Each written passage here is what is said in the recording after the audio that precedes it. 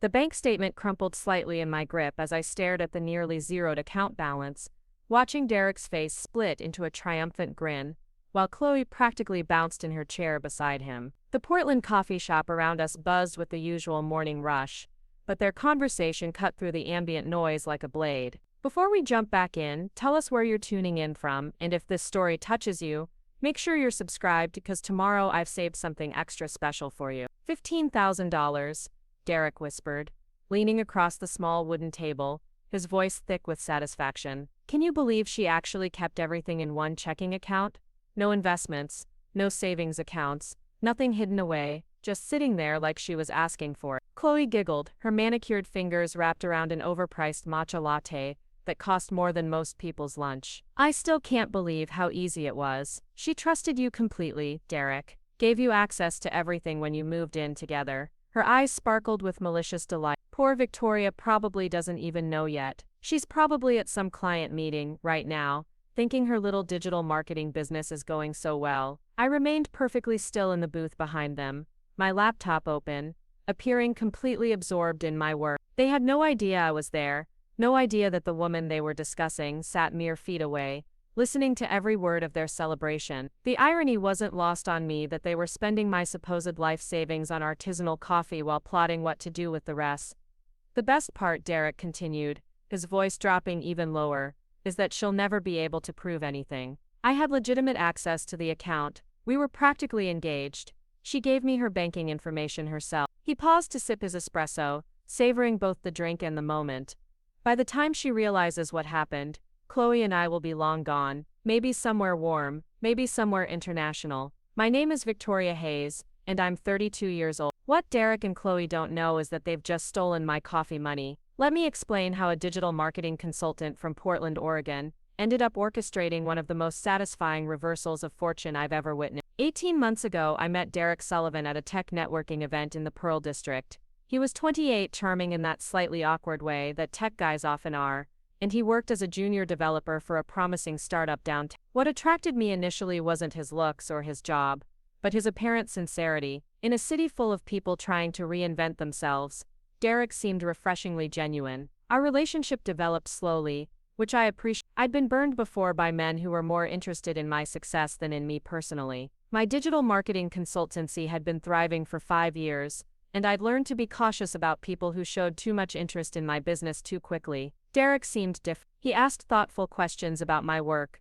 supported my long hours during busy campaigns, and never made me feel guilty for prioritizing my clients. The first red flag should have been how quickly he started having financial problems. 3 months into our relationship, Derek mentioned that his startup was having cash flow issues. Paychecks were delayed, and he was struggling to cover his rent in his trendy Northwest Portland apartment. I offered to help temporarily, thinking it was a short-term set. Tech companies go through growing pains all the time. What started as covering dinner occasionally became covering his rent, then his car payment, then his student loan. Derek was always apologetic, always promising that things would turn around soon, always making it seem like these were temporary bumps rather than a pattern. I convinced myself that this was what partnerships looked like, that supporting each other through difficult times was part of building something lasting together. 6 months in, Derek suggested moving in together. His lease was up, and it would save us both money, he reasoned. I owned a beautiful 2-bedroom loft in the Pearl District, a space I'd carefully designed to reflect both my professional success and my personal aesthetic. The exposed brick walls were lined with modern art from local Portland artists,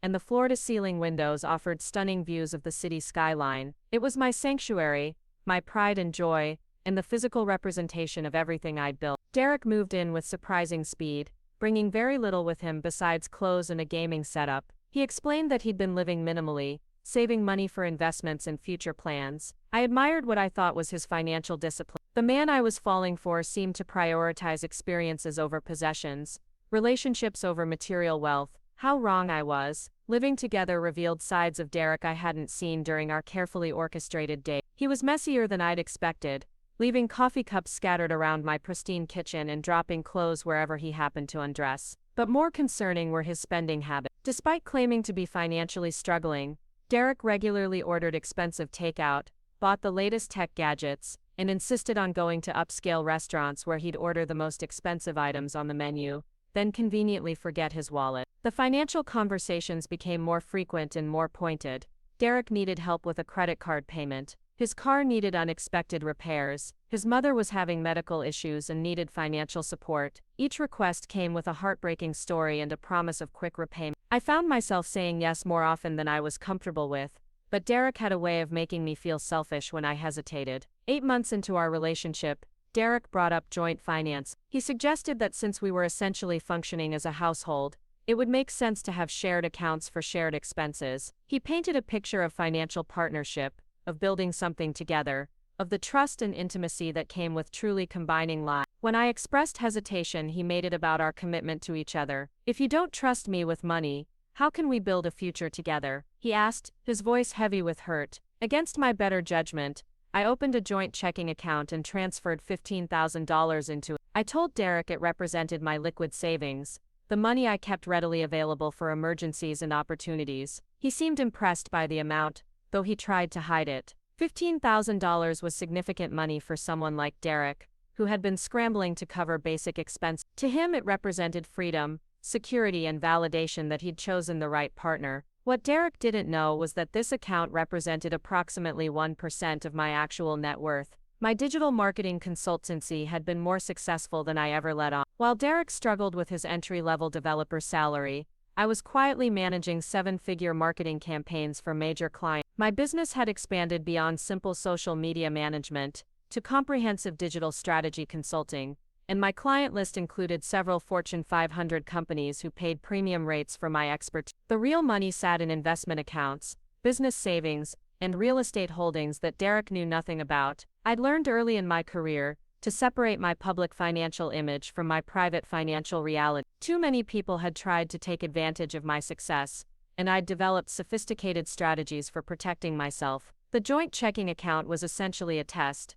a way to see how Derek would handle access to what he believed was significant money. Derek's behavior changed almost immediately after gaining access to the joint account. His spending became more extravagant, his promises of financial contribution more vague, and his attitude toward me more entitled. He began making purchases without discussion, treating the money as if it were his own. When I questioned expenses, he became defensive, accusing me of not trusting him, or of being controlling about money that was supposed to be ours. The most telling change was how he talked about our future. Derek began making plans that required significant financial investment, always assuming I would cover the costs. He wanted to take expensive vacations, upgrade his car, and even start talking about buying property together. In his mind, my $15,000 had validated his assumption that I was wealthy enough to fund whatever lifestyle he wanted to live. During this same period, Derek introduced me to Chloe Martinez, describing her as a graphic designer he'd met through work. Chloe was 25, beautiful in the carefully curated way that social media influencers perfect,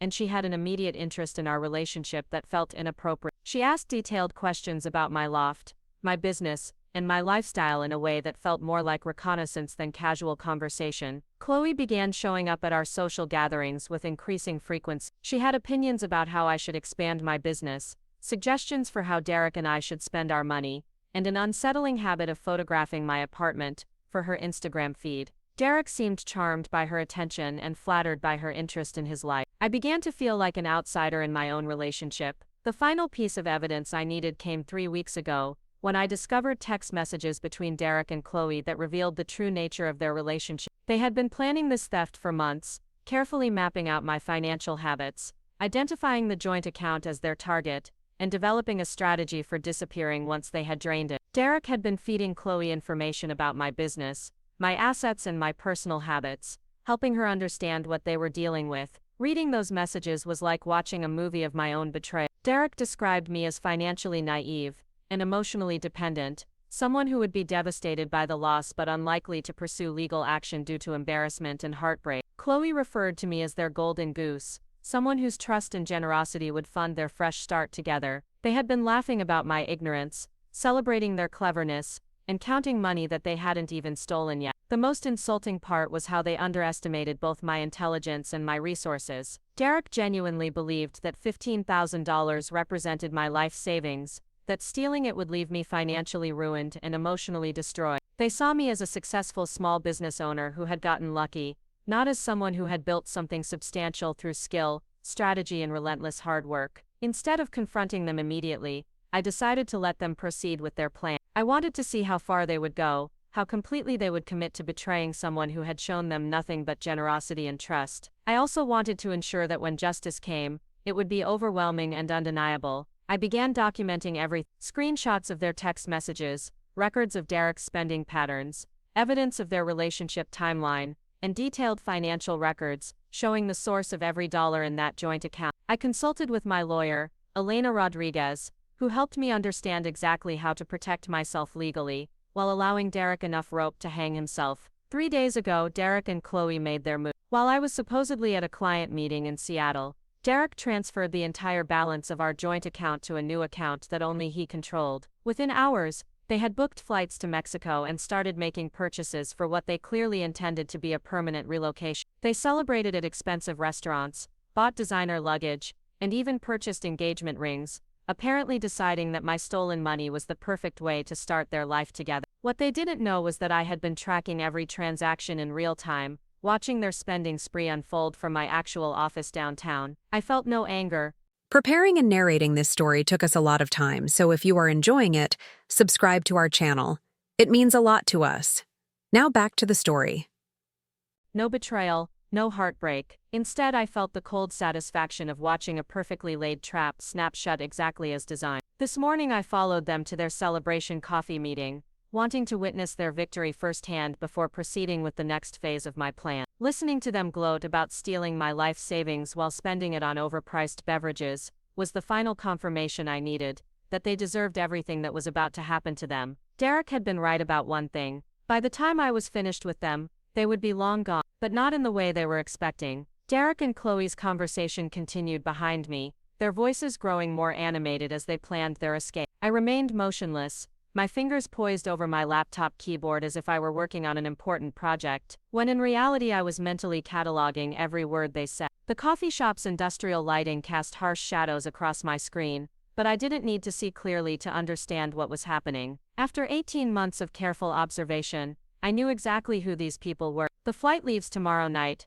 Chloe whispered, pulling out her phone to show Derek something. I booked us under my maiden name, just to be safe, first class to Cancun. Then we'll figure out our next move from there. Mexico doesn't have the same banking regulations, and with $15,000, we can live like royalty for months while we decide where to settle permanently. Derek nodded approvingly, his eyes scanning the coffee shop to make sure no one was listening. If he had turned around completely, he would have seen me, but his paranoia was focused on strangers, not on the woman whose life he'd just destroyed. You're brilliant, Chloe. Victoria will probably spend weeks trying to figure out what happened. She's so trusting, so naive about people's real motivations. I almost feel bad for her. The laugh that followed told me he felt nothing resembling remorse. Chloe joined in, her voice carrying that particular brand of cruelty that comes from people who view others as objects to be manipulated rather than human beings deserving of basic respect. She really thought you were going to marry her, didn't she? All those hints about engagement rings and future plans. The poor thing probably has their whole life mapped out in her head.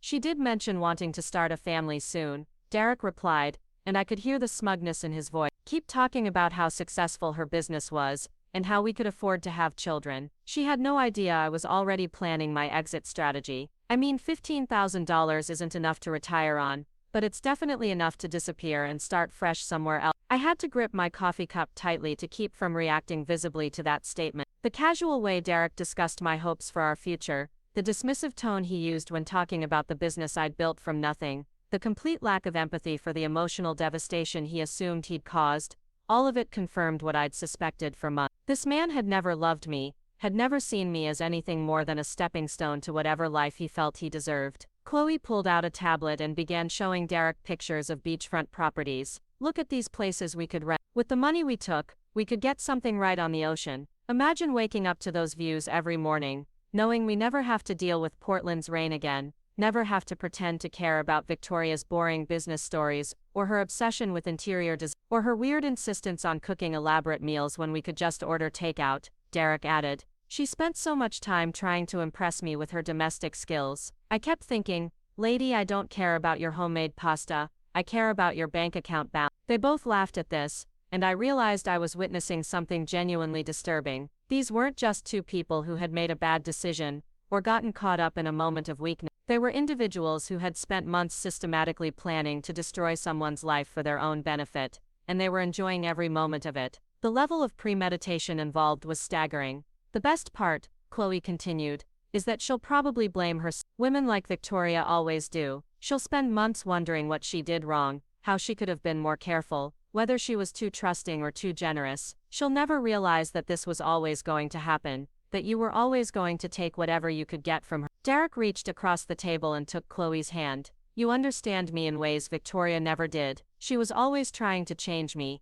trying to make me more ambitious, or more responsible. You accept me exactly as I am, and you're willing to do whatever it takes to build the life we want together. I watched this tender moment between two criminals and felt nothing but cold calculation. Derek was right about one thing. I had tried to change. I'd spent months encouraging him to be better, supporting his career aspirations, believing that with the right partner, he could become the man I thought I saw glimpses of. What I hadn't realized was that those glimpses were entirely fabricated, carefully constructed performances designed to keep me invested in our relationship long enough for him to figure out how to profit from it. My phone buzzed quietly with a text message from my lawyer, Elena Rodriguez. Documentation complete. Ready to proceed when you give the signal. Elena had been working with a private investigator to build a comprehensive case against Derek and Chloe, one that would ensure they faced serious legal consequences for their theft. What they had done wasn't just morally reprehensible, it was criminal fraud, and Elena had assembled enough evidence to guarantee convictions.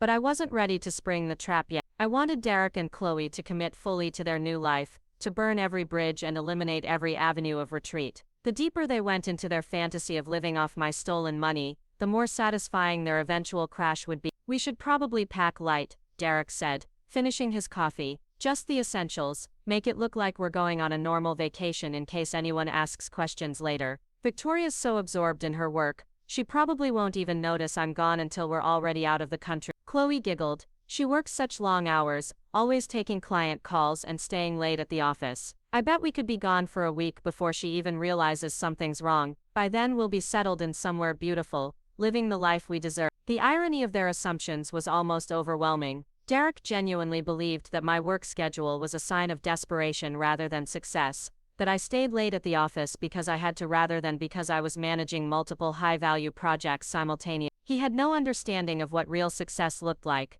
no appreciation for the strategic thinking and relationship building that had made my consultancy so profitable. What Derek saw as boring business stories were actually accounts of campaigns that generated millions in revenue for my client. What he dismissed as obsessive behavior was actually the attention to detail that had earned me recognition as one of the top digital marketing consultants in the Pacific Northwest. He had been living with a woman who commanded six-figure consulting fees, whose client waiting list was months long, whose professional reputation was built on delivering results that most of her competitors couldn't match, and he had somehow convinced himself that she was a small-time operator who kept her life savings in a basic checking account. I keep thinking about that apartment of hers, Chloe said dreamily. All that expensive furniture, those original art pieces, the view of the city. She probably saved for years to afford that place, and now she won't be able to keep up with the mortgage payments. She might lose everything. Derek shrugged callously. That's not our problem. If Victoria can't manage her finances better, that's on her. We're just taking advantage of an opportunity she created by being careless with her money. I had to admire the complete moral flexibility that allowed Derek to reframe theft as victim blaming. In his mind, I deserved what was happening to me, because I had been foolish enough to trust him. The fact that trust is supposed to be a cornerstone of romantic relationships, that his betrayal represented a fundamental violation of human decency, never seemed to occur to him. He had constructed a narrative where he was the clever opportunist, and I was the naive Mark who had it coming. The truth was that my Pearl District loft was paid for in cash, purchased outright with proceeds from the sale of my previous business. The mortgage Derek assumed I was struggling with didn't exist. The furniture he thought I'd saved for years to afford had been selected by a professional interior designer and paid for without finance. The art collection that impressed him so much represented a tiny fraction of my investment portfolio, pieces I'd acquired because I enjoyed them, not because they stretched my budget. But Derek had never asked the right questions about my finances, had never been curious enough about my business to understand its real scope and profitability. He saw what he expected to see, a small business owner, who was doing well enough to afford nice things but not well enough to be truly secure. His own financial struggles had become the lens through which he viewed everyone else's situation. We should celebrate tonight, Chloe suggested, her voice bright with excitement. One last dinner in Portland before we start our new life. Somewhere expensive, somewhere Victoria could never afford to take you. Let's use her money to buy ourselves the kind of meal we'll be having every night once we're living on the beach. Derek's eyes lit up. Perfect. I know exactly the place. Le Pigeon, that French restaurant downtown. Victoria always said it was too expensive for a casual dinner, but with $15,000 in the bank, we can afford to live a little. I almost smiled at the irony. Le Pigeon was indeed expensive, but I'd been there dozens of times, usually for client dinners or business celebrations. The restaurant knew me well enough that they kept a bottle of my preferred wine in their cellar, and the sommelier regularly called to let me know when special vintages arrived. Derek had no idea that his supposedly extravagant celebration dinner would take place at one of my regular haunts, where the staff would recognize me if they happened to see me, but I wouldn't be following them to dinner. I had other plans for the evening, arrangements that would ensure Derek and Chloe's Mexican vacation became something very different from what they were imagining. My phone buzzed again, this time with a message from Marcus Thompson, my business partner and closest friend. Everything ready on this end. The bank has been notified, and we have eyes on both airports. They won't make it past security. Marcus had been invaluable in planning my response to Derek's betrayal. As a former federal agent turned business security consultant, he understood both the legal and practical aspects of what we were dealing with. He'd helped me design a trap that would be impossible for Derek and Chloe to escape, one that would ensure they faced consequences proportional to their crimes. The plan was elegant in its simplicity. Derek and Chloe would be arrested at the airport, charged with felony theft and conspiracy to commit fraud. The evidence Elena had compiled would make conviction inevitable, and their sentences would be substantial enough to ensure they wouldn't be in a position to victimize anyone else for years to come. But the legal consequences were only part of what awaited them. I had also arranged for their betrayal to become very public knowledge. Screenshots of their text messages, documentation of their spending spree, and details of their elaborate deception would be shared with their professional networks, their families, and their social media connections. Derek's employer would learn exactly what kind of person they'd been trusting with their systems and data. Chloe's aspirations to become a social media influencer would evaporate when her followers discovered how she really funded her lifestyle. The financial recovery would be straightforward. The money they'd stolen was federally insured, and the bank had already begun the process of reversing the fraudulent transactions. Derek and Chloe would discover that their expensive purchases couldn't be returned, their flights couldn't be refunded, and their dreams of disappearing to Mexico had evaporated before they'd even reached the airport. But beyond the practical consequences, I wanted them to understand the magnitude of their miscalculation. I wanted them to realize that they hadn't just stolen money from a naive small business owner, they had targeted someone with the resources and connections to ensure their actions had lasting repercussions. Derek stood up from the table, stretching with the casual confidence of someone who believed he'd outsmarted the system. All right, let's go get ready for tonight. Tomorrow we'll be sitting on a beach in Mexico, drinking cocktails and laughing about how easy this all was. Chloe gathered her purse and tablet, her movements quick with excitement. I can't wait to post photos from Cancun. All my followers are going to be so jealous.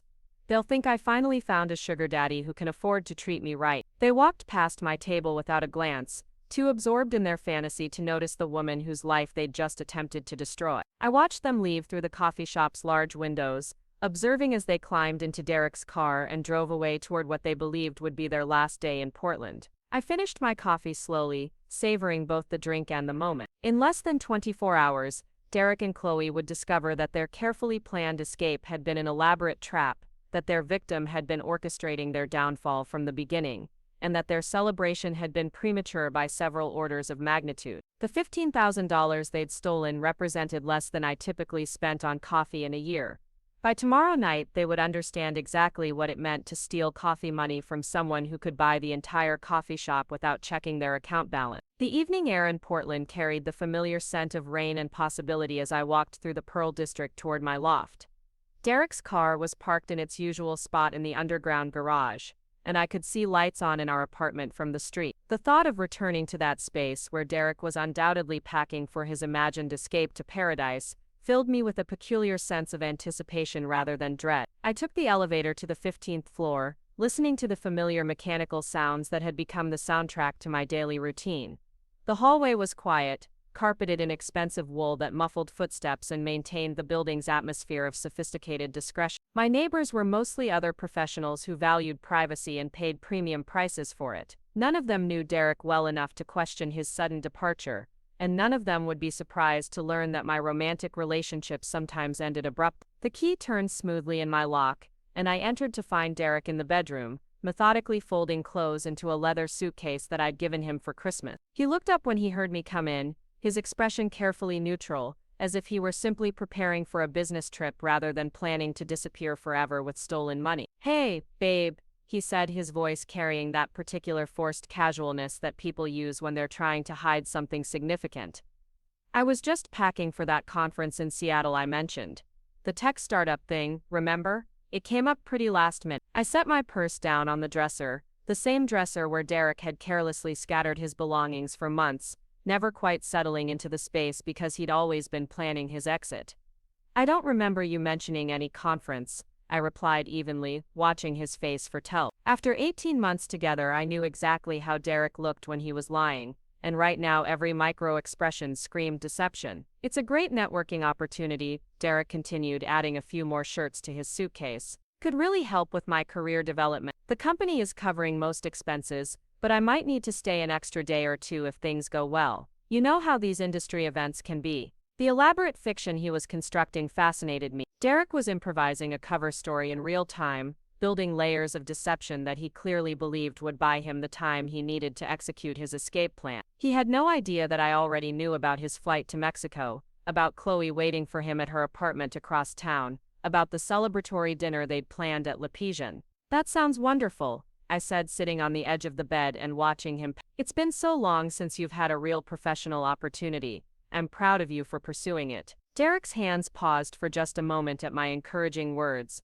and I caught a flicker of something that might have been guilt or regret crossing his features. But it disappeared quickly, replaced by the focused determination of someone who had committed to a course of action and refused to be deterred by inconvenient emotions. "Thanks for being so supportive," he said, not meeting my eyes direct. "I know I haven't always been the most ambitious guy, but this feels different. Like it could be the start of something really big." The irony was staggering. Derek genuinely believed he was embarking on something big, but his definition of success involved stealing from someone who loved him and disappearing to a foreign country with his version of ambition centered on taking shortcuts and exploiting others, rather than building anything meaningful through his own effort. I watched him pack his favorite clothes, the ones I'd helped him choose during shopping trips when I was still trying to encourage his professional development. The expensive shirts I'd bought him for job interviews, the designer jeans that had cost more than his monthly grocery budget, the leather jacket that had been an anniversary gift. Derek was literally wrapping himself in my generosity while planning to betray me in the most devastating way possible. "Will Chloe be at this conference too?" I asked casually, as if the question had just occurred to me. "I know she's been working on some design projects lately." Derek's entire body tensed at the mention of Chloe's name, confirming what I already knew about their relationship. "I'm not sure," he said carefully. "It's a pretty big event, lots of people from different companies. She might be there, but I doubt we'd have much interaction." The lies were becoming more elaborate and less believable with each sentence. Derek was clearly improvising, trying to maintain his cover story while navigating questions he hadn't anticipated. His discomfort was obvious, but he seemed to think he was managing the deception successfully. My phone rang, interrupting our conversation. The caller ID showed Elena Rodriguez, my lawyer, but I'd programmed her number to display as Michelle Client Services to avoid arousing Derek's suspicions during our planning phase. I answered with the professional tone I used for business call. "Victoria Hayes speaking." "Oh, hi Michelle. Yes, I can talk for a few minutes." I glanced at Derek apologetically, mouthing the word work as I stepped into the living room to take the call. "Everything is in place," Elena said without preamble. "The bank has flagged the account for suspicious activity, and we have confirmation that the funds were transferred to an account controlled solely by Derek Sullivan. The transaction meets all the criteria for felony theft, and the evidence documentation is complete." "That's excellent," I replied, maintaining my business voice for Derek's benefit. "And the timeline you mentioned for implementation? Airport security has been briefed. They'll be detained the moment they attempt to board any international flight. Local law enforcement is coordinated, and we have surveillance on both subjects. There's no scenario where they successfully leave the country." "Perfect. I'll await your update on the final arrangement." I ended the call and returned to the bedroom, where Derek was zipping up his suitcase with the satisfied expression of someone who believed his plan was proceeding flawlessly. "Important client?" he asked, his tone suggesting polite interest rather than genuine curiosity. Derek had never shown real engagement with my professional life, viewing my work as either a boring distraction or a convenient source of income. "Just some routine follow-up," I replied, "nothing that can't wait until next week." I sat back down on the bed, studying Derek's face as he prepared for what he believed would be our final evening together. "I was thinking we could order dinner from that place you like, maybe watch a movie. It'll be quiet around here while you're gone." Derek's expression grew uncomfortable, and I realized he was grappling with the logistics of his deception. He'd already made plans with Chloe for an elaborate farewell dinner, but he couldn't explain why he suddenly needed to go out when he'd just suggested he was staying in to prepare for his fictional conference. "Actually," he said slowly, "some of the conference attendees are getting together tonight for a pre-event networking thing. I should probably go, make a good impression before the formal sessions start tomorrow." I nodded understandingly, making it easy for him to maintain his lies. "Of course, professional relationships are so important. You should definitely go." The relief on Derek's face was obvious. He'd expected resistance or disappointment, not encouragement for what he assumed was a believable excuse. "You're amazing, Victoria, so understanding about these work things. Not everyone would be this supportive." The praise felt hollow, especially since Derek was using my supposed understanding to facilitate his betrayal. But I accepted it graciously, playing the role of the trusting girlfriend one final time. "I just want you to succeed, Derek, whatever that looks like for you." Derek finished his preparations and kissed me goodbye with what I assumed was meant to be tenderness,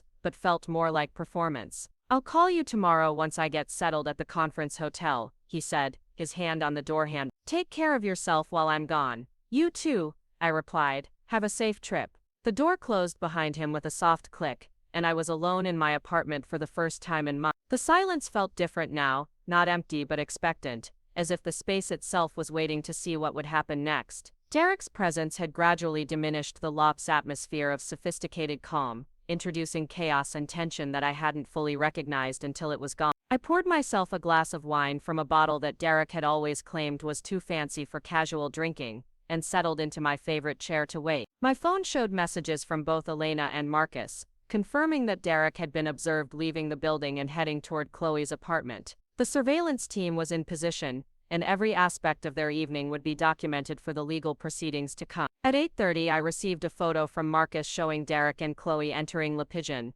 the upscale French restaurant where they'd planned to celebrate their successful theft. They were both dressed in expensive clothes that I recognized, Derek in the suit I'd helped him select for job interviews, Chloe in a designer dress that she'd undoubtedly purchased with my stolen money. The restaurant manager, Philippe, had been discreetly briefed about the situation. As one of my regular dining establishments, Le Pigeon was happy to cooperate in documenting Derek and Chloe's evening. The champagne they ordered, the elaborate tasting menu they selected, the expensive wine pairings they enjoyed, everything would be carefully recorded as evidence of how they'd chosen to spend their stolen funds. Philippe sent me updates throughout the evening, professional photos of Derek and Chloe toasting their success, laughing over their clever deception, planning their imagined life of luxury in Mexico. They looked genuinely happy, more relaxed and joyful than I'd ever seen Derek during our relationship. The realization that he was capable of genuine happiness, just not with me, might have been painful under different circumstances. Instead, it felt like confirmation that I was doing exactly the right thing. At 10:15,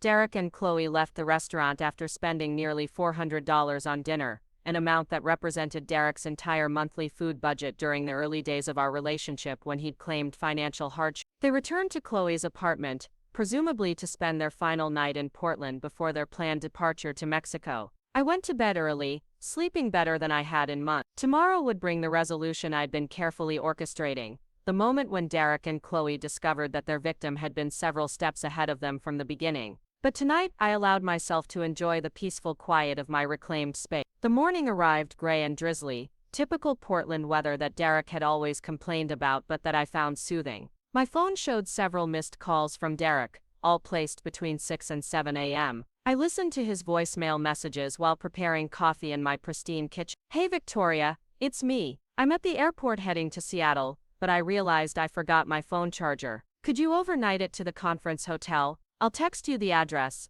His voice sounded normal, perhaps even cheerful, suggesting he had no idea that his deception had been uncovered. The second message was slightly more urgent. "Victoria, I really need that charger. My phone's about to die, and I need to stay in contact with the conference organizers. Please call me back as soon as you get this. The third message revealed the first cracks in Derek's confidence. I'm not sure what's happening, but there seems to be some kind of delay with my flight. Security wants to ask me some questions about my ticket. Nothing serious, I'm sure, just routine stuff. I'll call you back once this gets sorted out. There was no fourth message, which meant Derek's phone had been confiscated when he was arrested at Portland International Airport. Chloe would have been detained simultaneously at a different gate. Their coordinated attempt to flee the country stopped before it could begin. My phone rang at 8:45.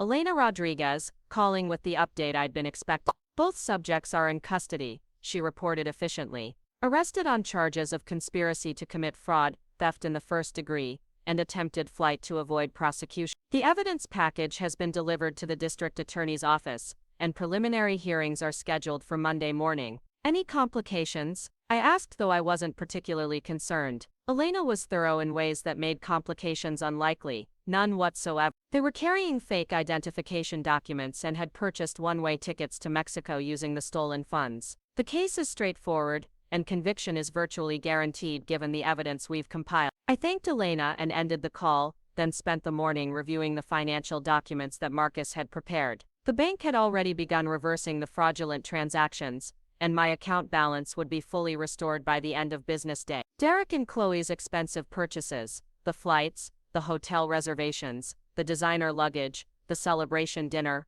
represented money they would never recover. At noon, my phone rang with an unknown number that I recognized as the county jail. Derek was being allowed his one phone call, and he was using it to contact the woman whose money he'd stolen. I let it ring 4 times before answering, wanting him to sweat a little. Victoria, Derek's voice was strained, desperate in a way I'd never heard before. Thank God, I'm in jail. There's been some kind of mistake. They think I stole money from you, but you know that's not true, right? The joint account was legitimate. We agreed to share finances. His voice carried the particular panic of someone whose carefully constructed reality had just collapsed around them. Derek was still trying to maintain his innocence, still believing he could talk his way out of the consequences of his actions. Derek, I said calmly, there's been no mistake. The silence that followed was long enough for Derek to begin processing what my words meant. When he spoke again, his voice was smaller, more confused than angry. What are you saying, Victoria? I don't understand. I'm saying that I've known about you and Chloe for weeks. I've known about your plans to steal my money and disappear to Mexico. I've known about every lie you've told me,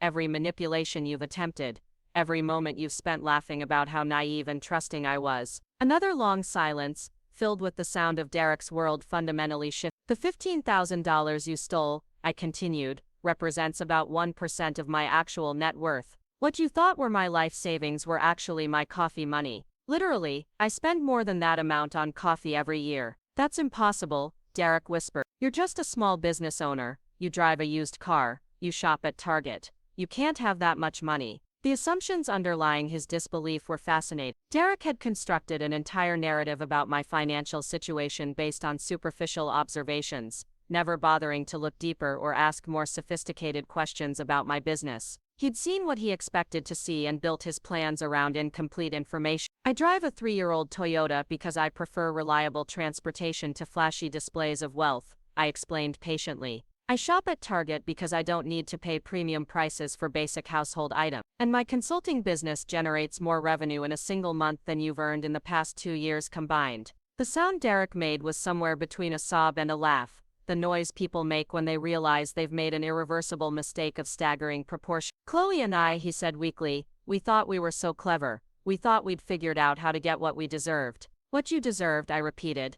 And what exactly did you think you deserved, Derek? Derek's question hung in the air between us, transmitted through the cold medium of a jailhouse phone call. I could hear background noise from the county detention facility, muffled conversations, metal doors clanging shut, the institutional sounds of a place where consequences finally catch up to people who thought they were too clever to face them. What I deserved, Derek repeated, his voice hollow with dawning comprehension. I thought I deserved a better life than the one I was building for myself. I thought I deserved someone who could give me things I couldn't earn on my own. I thought I deserved shortcuts. His honesty surprised. I'd expected continued denial, more elaborate lies, perhaps even anger at being caught. Instead, Derek sounded like someone who was seeing himself clearly for the first time in months, and the view was devastating. The thing is, Victoria, he continued, when I met you, I really did think I could love you. You were successful and beautiful and kind, and I felt like maybe I'd finally found someone who could help me become the person I wanted to be. But somewhere along the way, I stopped seeing you as a person and started seeing you as an opportunity. I remained silent, letting Derek work through his confession. This wasn't about forgiveness or reconciliation.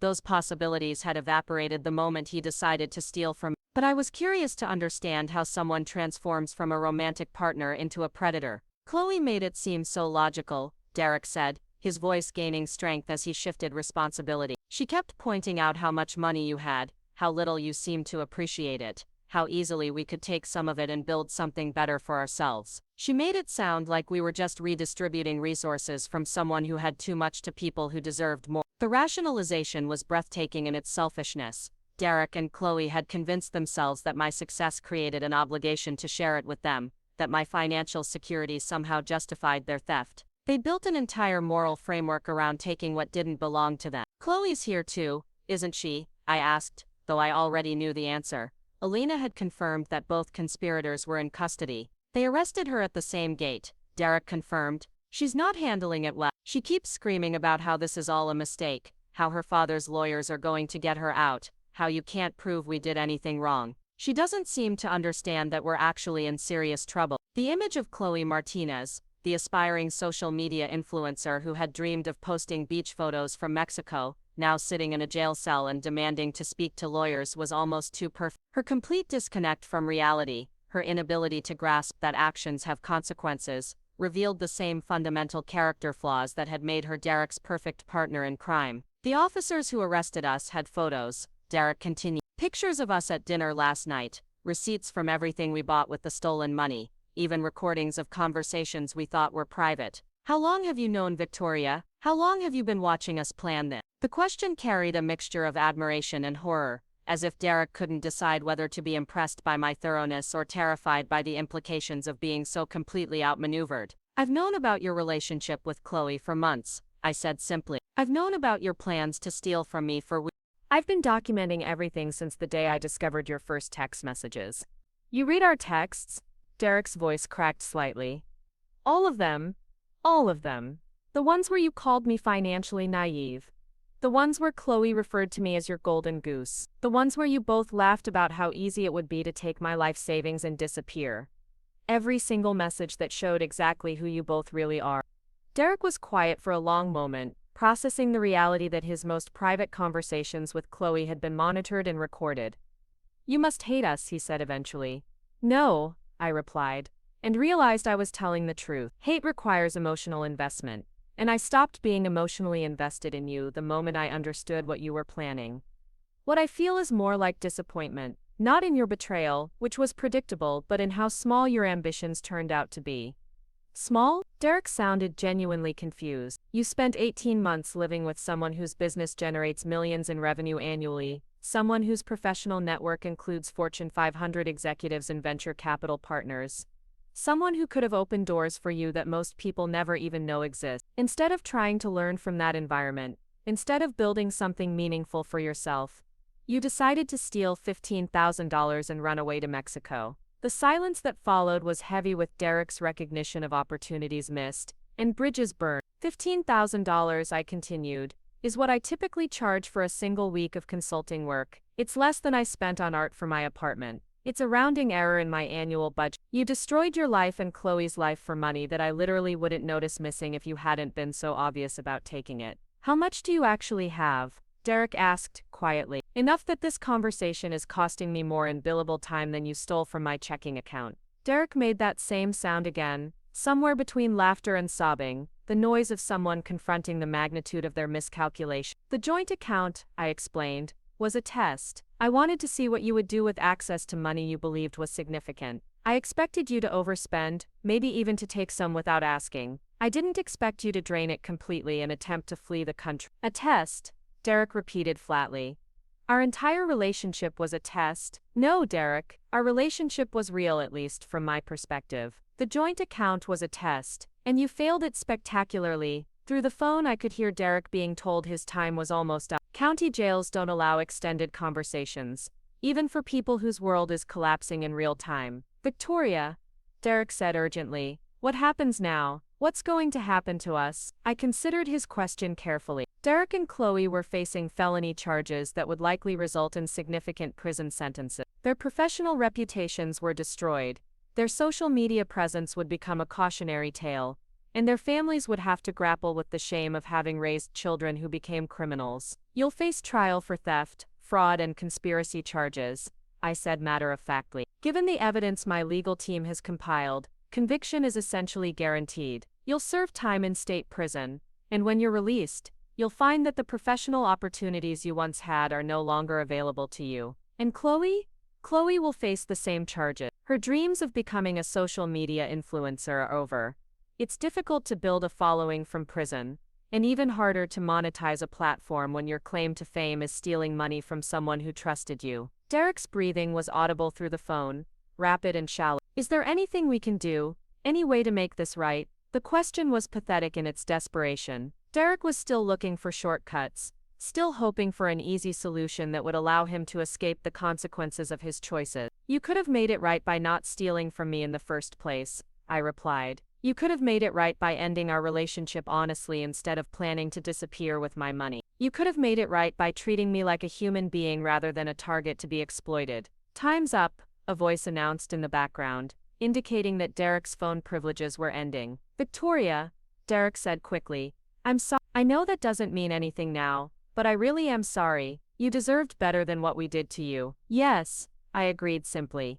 I did. The line went dead, leaving me alone in my Pearl District loft with the silence that had become familiar over the past 24 hours. Derek's apology, whether sincere or calculated, changed nothing about his situation or mine. He and Chloe would face the legal system, serve their sentences, and eventually rebuild their lives as registered felons with permanent criminal records. My phone buzzed with a text from Marcus Thompson. Media outlets are picking up the story. Derek's employer has issued a statement about their commitment to ethical behavior and their cooperation with law enforcement. Chloe's social media accounts are being deleted, but screenshots have already gone viral. The public humiliation aspect of their punishment hadn't been something I'd specifically planned, but it was an inevitable consequence of their crime. People love stories about scammers getting caught, especially when the attempted victims turn out to be far more sophisticated than the criminals expected. Within hours, local news stations were reporting on the case. Portland couple arrested for elaborate theft scheme, read one head. Millionaire consultant outsmarts would-be scammers, read another.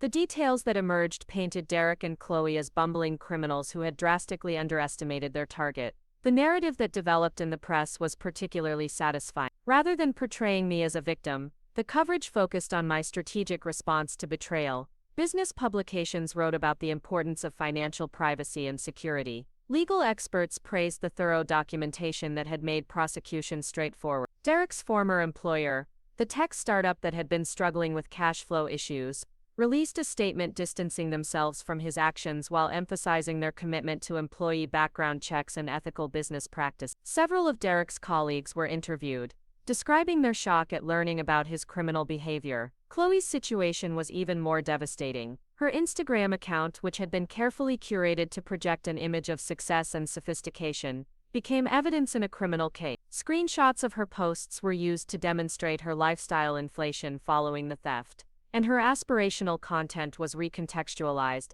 as the fantasies of someone living on stolen money. Elena Rodriguez called that evening to update me on the legal proceeding. Both defendants are being held without bail due to flight risk, she reported. The prosecutor's office is treating this as a serious felony case, and they're not interested in plea negotiations that would significantly reduce the charges. What kind of sentences are we looking at? I asked, though I was more curious than concerned about the outcome. With the evidence we've provided, they're each looking at 3 to 5 years in state prison, followed by several years of probation. The restitution amounts are minimal since the money was recovered, but the felony convictions will have lasting impacts on their employment prospects. 3 to 5 years seemed proportionate to the crime. Derek and Chloe had spent months planning to destroy someone's life for their own benefit, and they would spend years dealing with the consequences of that decision. That weekend I received an unexpected visit. Derek's mother, Patricia Sullivan, appeared at my apartment building's front desk, asking to speak with me about her son's situation. I agreed to meet with her in the lobby, curious about what she might have to say. Patricia Sullivan was a tired-looking woman in her early 60s, dressed in the kind of clothes that suggested financial struggle without complete poverty. She had Derek's eyes and the same weak chin that had made him look perpetually uncertain during our relationship. "Miss Hayes," she began, settling into one of the lobby's leather chairs, "I want you to know that I'm ashamed of what Derek did to you. I raised him better than this, and I can't understand how he became someone who would steal from a woman who loved him." Her obvious distress was genuine, and I felt sympathy for a mother who was grappling with her child's criminal behavior. Patricia Sullivan had done nothing wrong except raise a son who made terrible choices as an adult. "Derek was always looking for shortcuts," she continued. "Even as a child, he wanted to skip steps, to get rewards without doing the work. I thought he'd outgrown that tendency, but apparently I was wrong." I listened as Patricia described Derek's childhood and adolescence, painting a picture of someone who had always struggled with delayed gratification and personal responsibility. She told stories about school projects completed at the last minute, jobs lost due to attendance issues, and relationships that ended when Derek's partners got tired of carrying more than their share of responsibilities. "He called me from jail," Patricia said,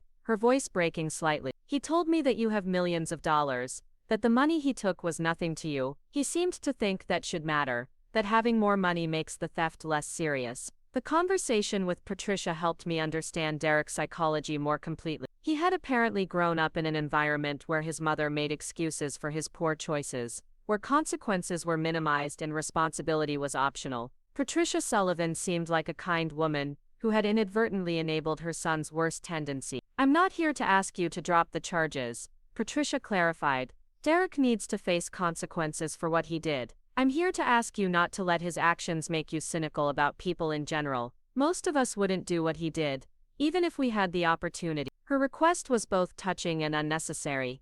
Derek's betrayal had been disappointing but not surprising. I'd suspected his true character for months before he acted on his worst impulse. If anything, the experience had confirmed my faith in the systems and relationships that had protected me throughout the ordeal. I assured Patricia that I bore her no ill will, and that Derek's actions reflected his choices rather than his upbringing. She seemed relieved by my response, and we parted on cordial terms. I never saw her again, but I occasionally wondered how she was coping with having a son in prison. The trial, when it finally occurred 6 months later, was anticlimactic. Derek and Chloe both pleaded guilty to reduced charges in exchange for slightly shorter sentences. Derek received 4 years in state prison. Chloe received 3.5. Neither of them looked at me during the sentencing hearing, and neither offered any further apology. The local media covered the sentencing briefly, but public interest had already moved on to newer scandals and more current crimes. Derek Sullivan and Chloe Martinez became footnotes in Portland's criminal justice system,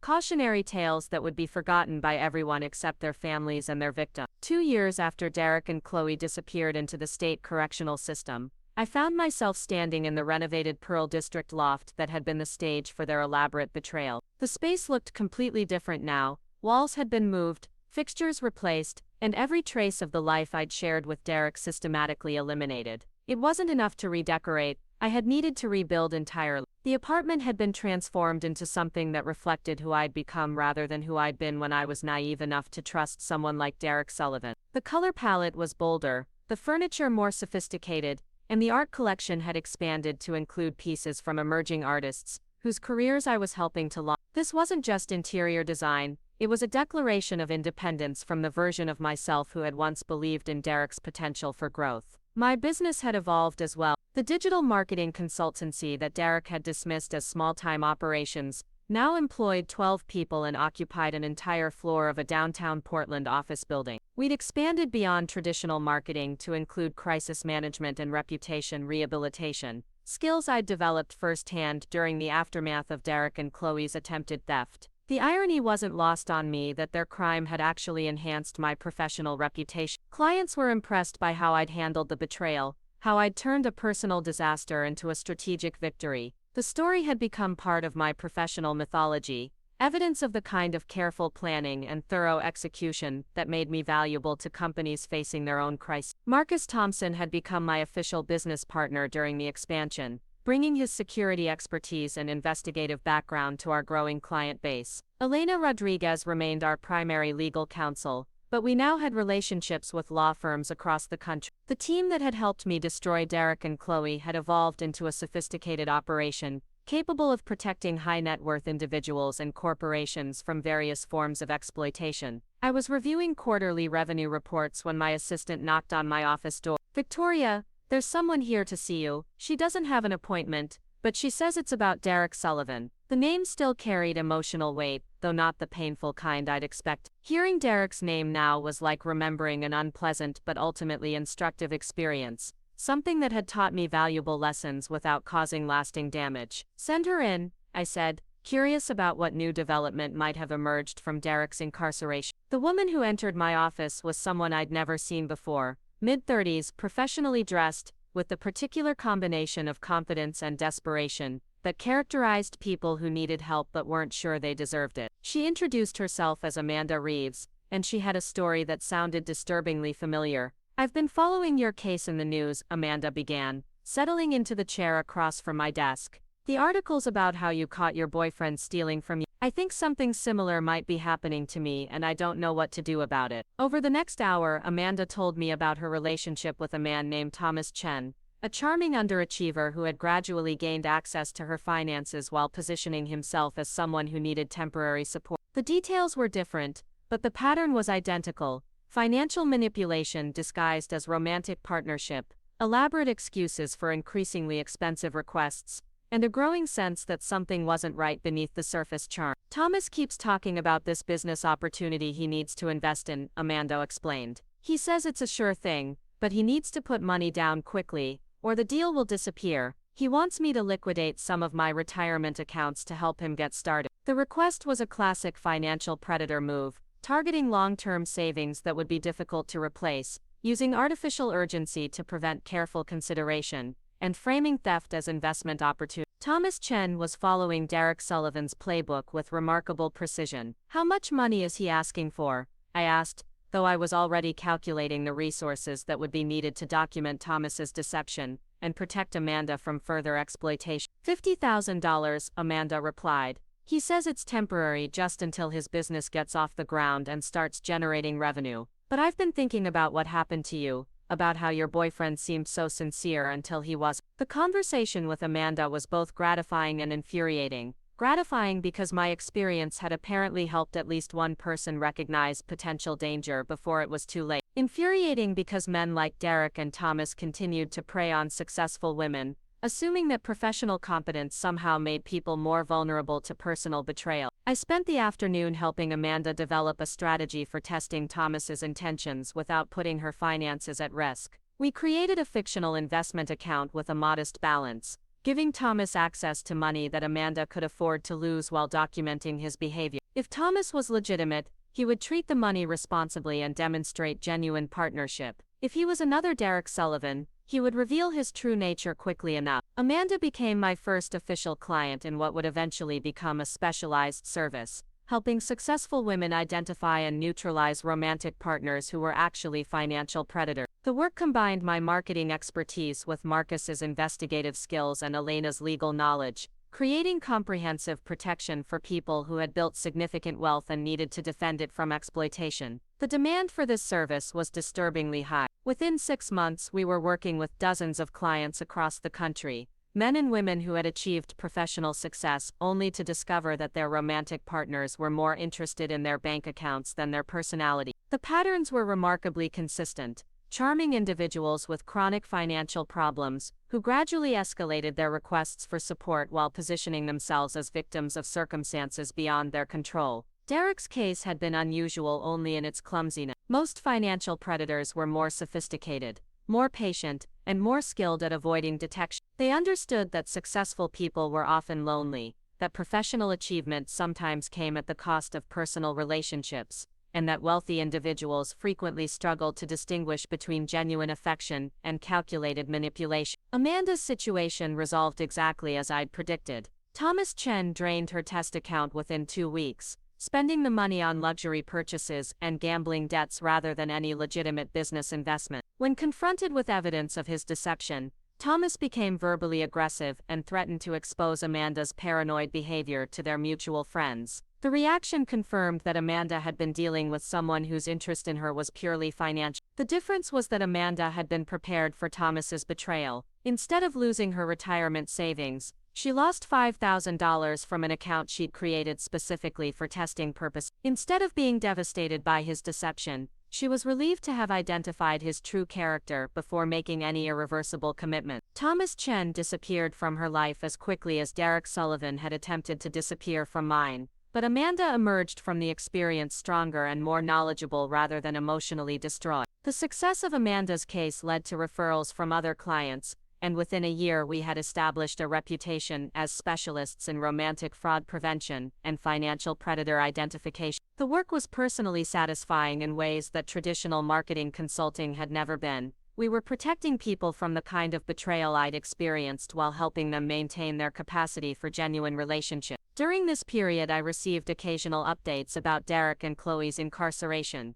Derek had been transferred twice due to behavioral issues, apparently struggling to adapt to prison life. Chloe had been placed in protective custody after conflicts with other inmates who didn't appreciate her attempts to maintain social media relevance through contraband phone usage. Neither of them had made any attempt to contact me since Derek's initial phone call from county jail. I assumed they understood that any communication would be unwelcome and potentially problematic for their legal situation. Elena had made it clear through their attorneys that any harassment or attempted contact would result in additional charges and extended sentence. The most satisfying update came 18 months into their sentences, when I learned that Derek had been required to participate in a financial literacy program as part of his rehabilitation. The program was designed to help inmates understand basic economic principles and develop realistic expectations for their post-release lives. Derek Sullivan, who had once dismissed my business success as luck and assumed he could steal his way to prosperity, was now learning elementary concepts about budgeting and compound interest. As Derek's release date approached, I found myself thinking about the lessons his betrayal had taught me. The experience had been painful but ultimately educational, revealing weaknesses in my personal security practices while validating my professional instinct. I had learned to trust my intuition about people's motivations, to maintain clearer boundaries between personal and financial relationships, and to document potential threats before they could materialize into actual damage. More importantly, Derek's betrayal had led to professional growth that I might never have achieved otherwise.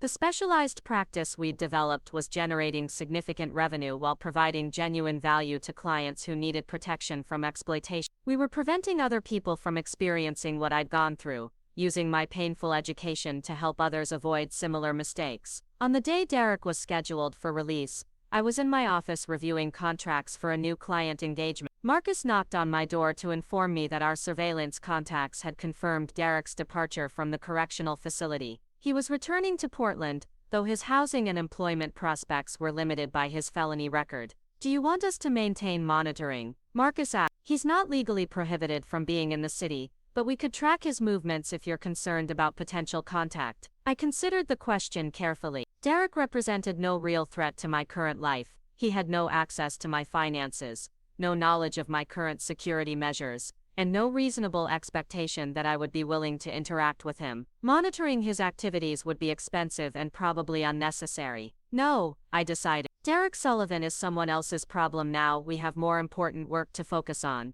That evening, I attended a networking event for Portland's professional community, the same type of gathering where I'd originally met Derek 3 years earlier. The venue was different, but the atmosphere was familiar. Ambitious people making connections, sharing stories about their professional achievements, and evaluating each other as potential partners in various endeavors. I moved through the crowd with confidence that had been earned through experience engaging in conversations that might lead to new business relationships while maintaining the careful boundaries I'd learned to establish. Several people recognized me from the media coverage of Derek's case, but their interest was respectful rather than intrusive. Near the end of the evening, a young entrepreneur named Michael Davis approached me to discuss his struggling tech startup. He was articulate, passionate about his work, and clearly struggling with the financial challenges of building a company without adequate capital. Under different circumstances, Michael might have been exactly the kind of person Derek had pretended to be: ambitious, talented, and temporarily constrained by resources. The conversation was pleasant, but I noticed myself evaluating Michael's motivations with the analytical skills I'd developed through painful experience. Was his interest in my business connections genuine, or was he researching potential targets for exploitation? Were his financial struggles legitimate growing pains, or signs of deeper character flaws that might manifest as predatory behavior? These questions weren't paranoia, they were due diligence. I had learned to distinguish between healthy professional networking and potentially dangerous personal targeting. Michael Davis might be entirely legitimate, but I would verify his character through research and observation before considering any kind of relationship that involved trust or vulnerability. As I drove home through Portland's familiar streets, I reflected on how much had changed since Derek Sullivan first entered my life. The city looked the same, but I moved through it with different awareness, different priorities, and different protection. Derek's betrayal had been intended to destroy my financial security and emotional stability. Instead, it had launched me into the most successful and satisfying phase of my career. The $15,000 Derek had stolen, my coffee money, had generated millions in new business revenue through the reputation and expertise that emerged from his failed crime. His attempt to exploit my success had actually amplified it, creating opportunities and relationships that might never have existed if he had simply been an honest partner. Derek Sullivan was now a convicted felon, with limited prospects and a permanent reminder of the consequences that follow people who choose exploitation over integrity. I was the founder of a thriving business that protected successful individuals from exactly the kind of betrayal he had attempted. Some spaces, once emptied of toxic influences, become capable of holding something far more valuable than what was lost. Up next, you've got 2 more standout stories right on your screen. If this one hit the mark, you won't want to pass these up. Just click and check them out.